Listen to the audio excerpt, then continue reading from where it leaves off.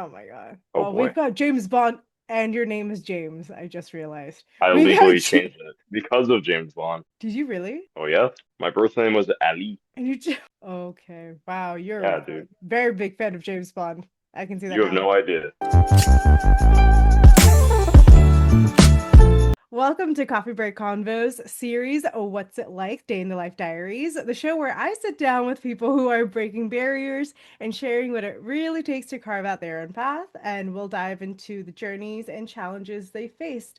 So, today I have with me James Archer. He is a former student body president at University of Washington Bothell. James is a passionate leader who has dedicated himself to service, advocacy, and academic excellence, and he's now preparing for the next big step toward beginning medical school. And did I say that right? Yeah. Medical school with a strong commitment to both leadership and medicine and a major life chapter ahead as he prepares for marriage. He is engaged. James brings a unique and inspiring perspective to the journey of becoming a physician. So, first of all, James, aka James Bond, thank you so much for coming on to my show to talk about your experience, applying to medical school and that whole journey. So James, to start us off, can you tell us a little bit about yourself and what first sparked your interest in medicine? Thank you so much, and I appreciate you having me on your show, Jessica. Thank you. It's an awesome opportunity to connect more, but also to share some of these details. So for me, I think the first instance that I really got interested in medicine was when I was a small child with my pediatrician, and I was terrified of getting shots. And I still remember to this day very vividly, I was terrified. I was screaming. I was like running around. My mom kept trying to be like, come on, sit on my lap. And I was like, I know your tricks, woman. I ain't gonna sit on that lap. But the nursing staff and my pediatrician, Dr. Krebs, um, they were incredibly patient, incredibly kind, even as a small child, where my family was like, very, whatever, you don't like, whatever you want doesn't matter to me. You got to do what I want. Whereas these medical staff, medical professionals were incredibly, willing to treat me like a person at the small age of like 3, 4, or even as like a toddler. They cared about my autonomy and my feelings and my thoughts. So that's probably the earliest. But as I got older, it was kind of re-solidified my interest in it through the show House MD. Um, Not how medicine works at all. They like break into people's homes, they like pop pills, they like have sex in the MRI machine and all this stuff. Uh, I, but for a teenager, like a 13-year-old to like 12-year-old, I was like, yo, this is sick. Medicine's dope. And as you go through like high school and college and stuff, everyone's like, so what do you want to do with your life? And I'm like, well, nothing had really spoken out to me in a Mhm. family of lawyers and stuff. I was like, it's boring, it's not universal, and it doesn't have that same level of impact that medicine does. Plus, you get to learn about yourself, obviously, and the people around you to a very deep and personal degree. I'm a big people person, so it all really fit. Wow. That was that was a whirlwind from like what you noticed as a kid versus like when you got older and then you're like, oh, I want to do what they do on House, but that's not accurate. But I mean, I feel like that happens with a lot of careers with a lot of people. I thought I wanted to be a lawyer. Yeah. That didn't happen. No. Yeah, people are like, "Oh, I saw Legally Blonde. It was so cool." And then I got into law school and was like, "This sucks." Or a lot of people saw Top Gun back in like the 80s and like 86 or whatever. And a ton of people in the Air Force go into the Air Force because of that movie. I almost joined the Marines because I'm a big Halo fan. My recruiter was like, "Why do you want to go into the Marines?" And the first thing I said was, "Well, I'm a big Halo fan." She's like, "Okay, I'm gonna omit that from the report." So I mean, a lot of it has to do with your perception and your Yeah. initial, your first impression of something through like the media. Hmm. So it's important to appreciate the arts. Yes. Which I do want to mention that is actually how we met. We met on set doing background work for a company I will not say the name of, but yeah, we did like some like internal videos for them and then we were background and that's how we met. Which is So, super dope. And yeah. I'm glad that we met. The people on that set were super cool, such as Henry Brown, future guest for a future show. Unless I can't say that, I just broke the NDA. No, that's fine. Hey, it'll keep people coming back for more. It's like, ooh, who's They Henry better. Brown? He is a Oh, writer. he's He's a a really nice screenwriter. guy. Loves Yeah. Star Trek. Super cool guy. Yeah. He's gonna be on after, so this is gonna be great. Oh, So he as better be. former as former student body president at UW Bothell, how did leadership shape how you are today? Leadership. So it's funny, when I went into that was during COVID. I think I ran unopposed, but I still like put up a whole campaign just in case. Um, I still have like I have a bunch of memorabilia here, but that's just what is like right in front of me. Like I've got like my little business cards and Oh stuff, my and gosh. I'm in a meeting. Mom, please. Go, no, no, don't open the door. Don't open the door. That wasn't me saying come in. But so yeah, I was as the president at University of Washington Bothell during COVID, and honestly, stepping into it again, going back to media and stuff, you think you're on the Avengers. You're like, all right, like Cap, save that bridge. Thor, go fix that toaster and stuff. You think it's a lot of pointing and doing this, but at the end of the day, stuff like president, it's really just a cute term. You're really a coordinator, you're a mouthpiece, and you are signing up to volunteer a lot of your time to Hmm. important issues, to advocating. You have to remember it's about your peers. Like, yeah, I like to wear suits and stuff, but I also used to dress up as like Spider-Man just to like up campus morale during exams and stuff. I would wear costumes all the time, and I remember people would see me walking around, and then after their first class, they'd walk up to me and be like, "Hey, man, like, can I take a photo with you? Because this is just awesome." And I just had like a rough quiz, and this is actually like cheering me up. So a lot of it is much less about, yes, I'm the president. Yeah, I get like a free Porsche and I get to send the military into Ukraine or something. But it's more about being present, volunteering your time, and just communicating, communicating. And that's really the cornerstone of any sort of management.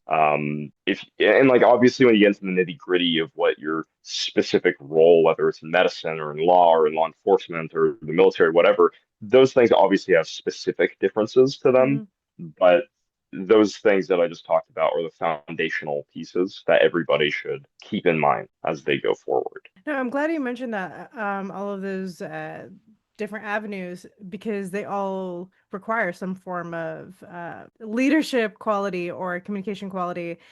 Do you feel like the qualities that you gained as a student body president has helped you in other ways and other things that you're interested in? Yes, actually, it's funny you mentioned that.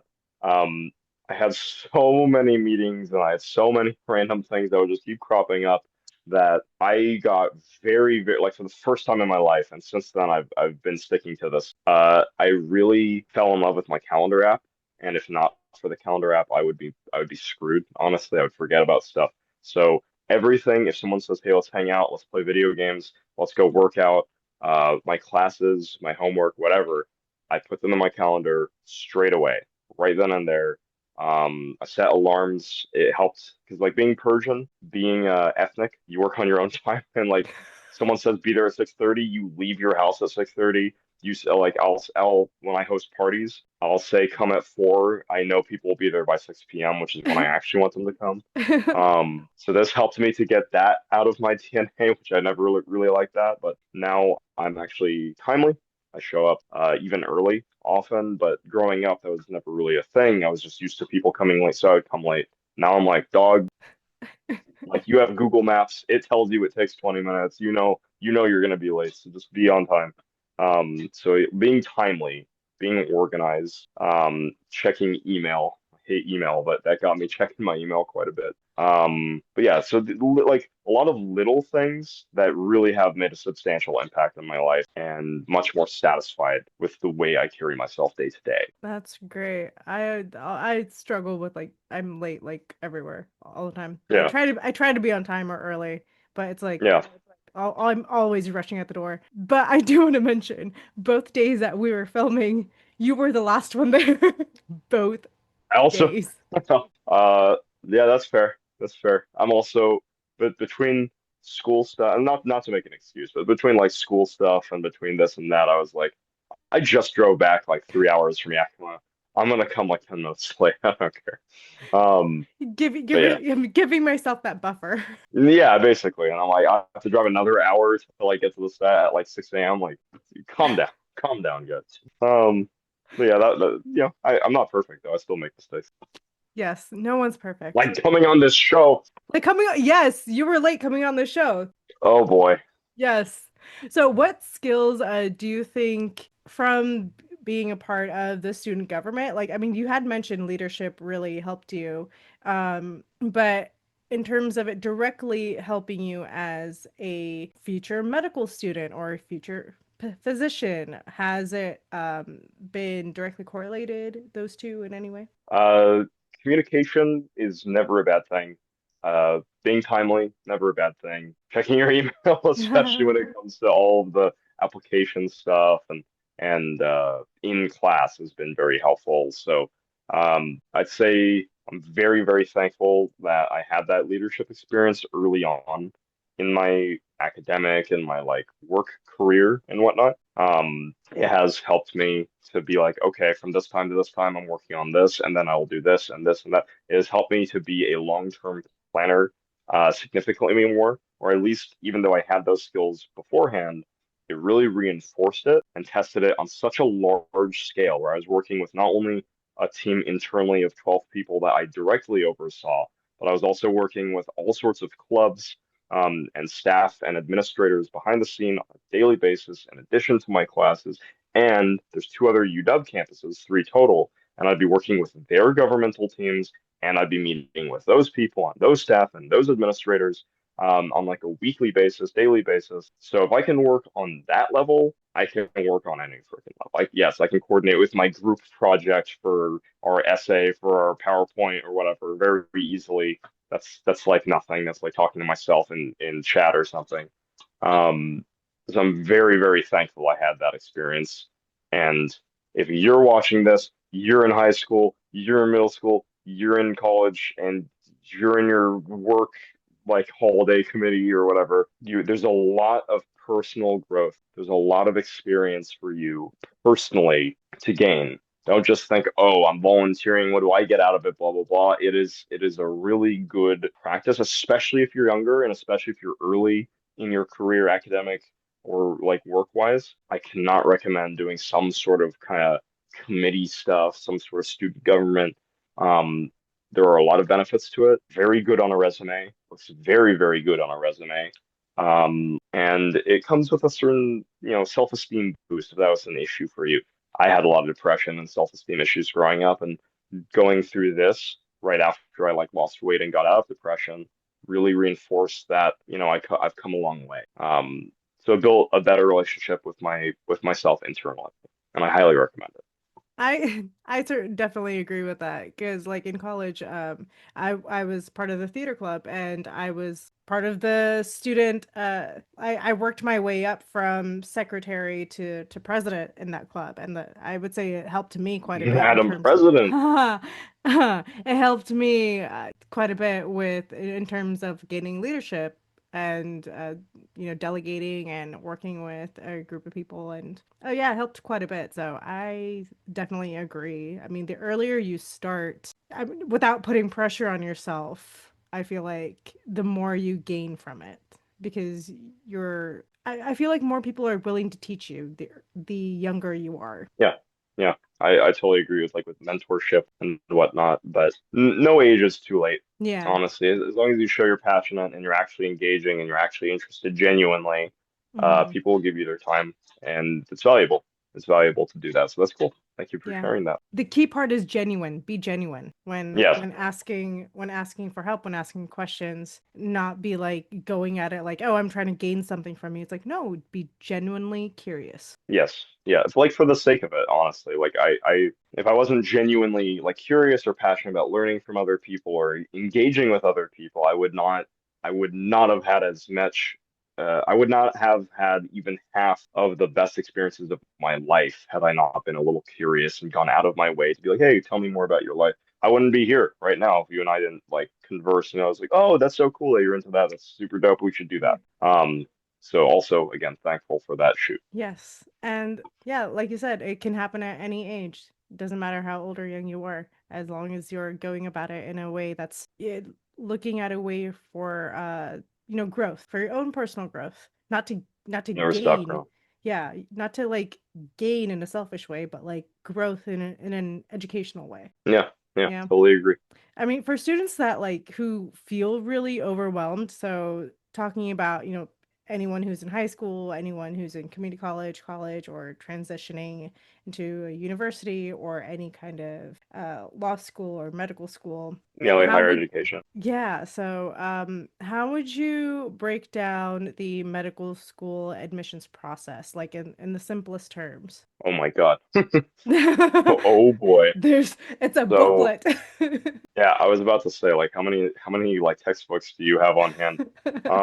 So one Take important notes, thing to know. paper and pen. No, no, this Yes. is huge.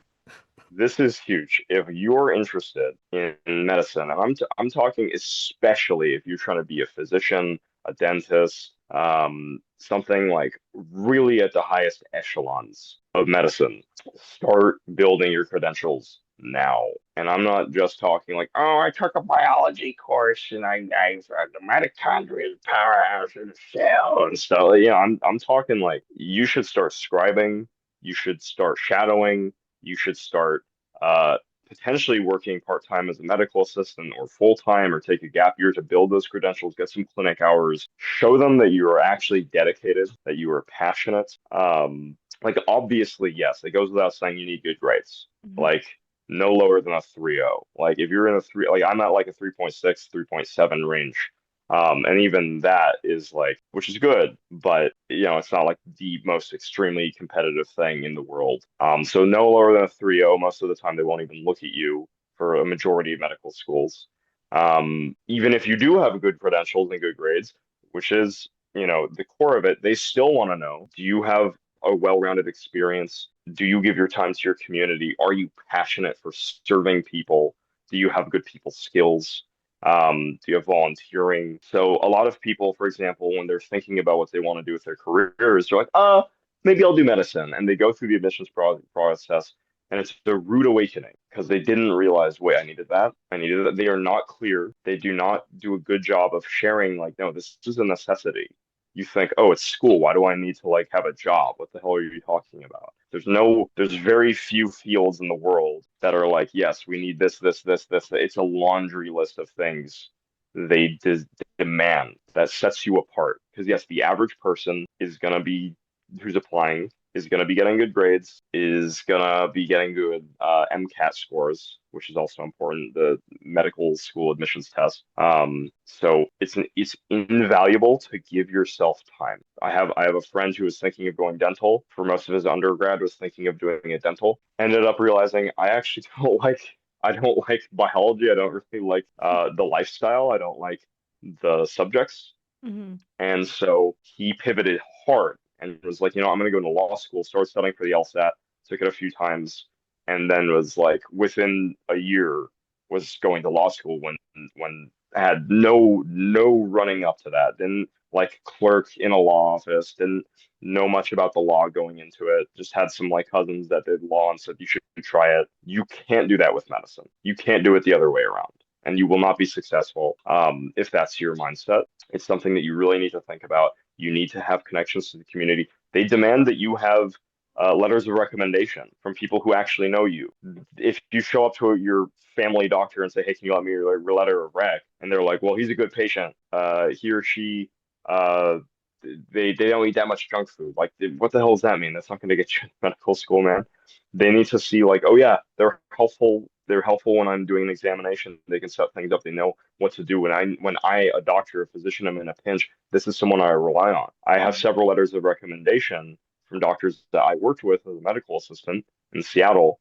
And if I didn't have that under my belt, nobody in the world would look at me. They're like, okay, cool, you did well in undergrad. What else do you have to show me that means that you are going to stick through this process? It's a tough process. It's not a short one. And if you even give them a hint that, oh, I'm thinking about, this might be being going into engineering as my backup, they're like, great, go do engineering because I don't think you're dedicated to this, which I think is stupid personally. There's a medical shortage or the healthcare shortage for a reason, people, and they keep the obstacles sky high. But right now, those are kind of the prerequisites is building yourself out.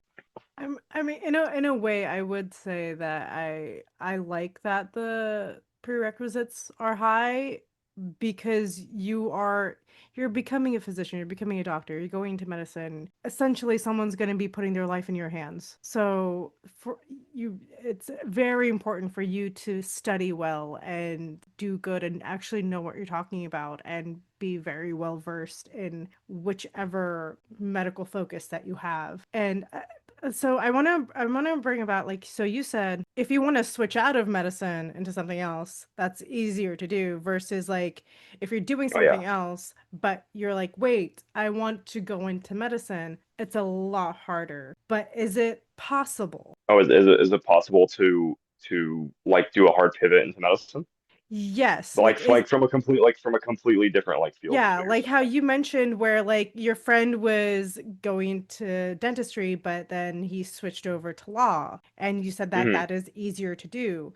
But what if, let's say, someone is studying law, but they realize, wait, I actually really want to go into the medical route because of one reason or another, something sparked something in them. Is it possible to make that pivot into medicine? It is possible. It is incredibly difficult, and you're still gonna need at least like a year of building those credentials, of getting to know physicians, building those connections, and developing that that foundational structure to again reinforce I'm committed. This is not just a knee-jerk reaction. You will be unlikely to be considered for the higher tier schools. That's something that matters to you. I don't personally care that much about that stuff. Medical school with an accreditation as a medical school. There's plenty of amazing doctors, a lot of them from the Caribbean where people would stereotypically think, oh, that's not a doctor I want to see. Some of the best doctors I've worked with were from schools that weren't considered competitive. Hmm. So if that's something that matters to you, like, oh, I went to Ivy League, I went to Brown. Yeah, if you want to like point at your diploma and over it again, no, it's not possible. But if you want to be a physician, it's possible, it's doable. But you may risk upending your current situation with life. You may have to, you're likely going to have to move. You're going to have to cast a wide net.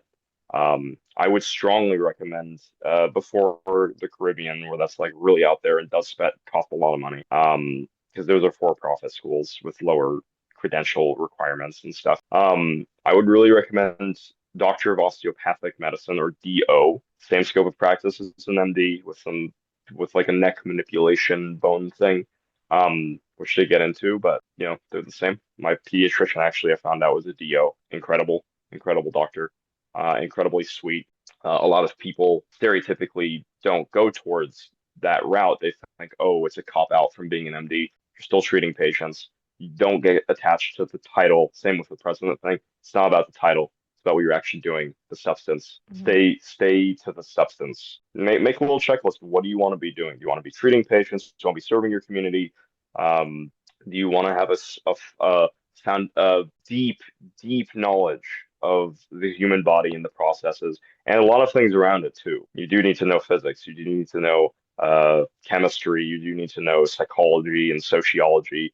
You're really a scholar of life and everything around it. And those are things that you should be mindful of. No, you're not just taking a look at my kneecap. No, you're not just telling someone to take a Tylenol. You really need to know people on such a innate level, such a deep level that you're going to transform. You're going to know things in such a short period of time that you never expected yourself to know that you didn't even know about, and you're gonna come out loving it. If you're someone that likes to learn. If you're not, End of part one. To be continued in part two next week.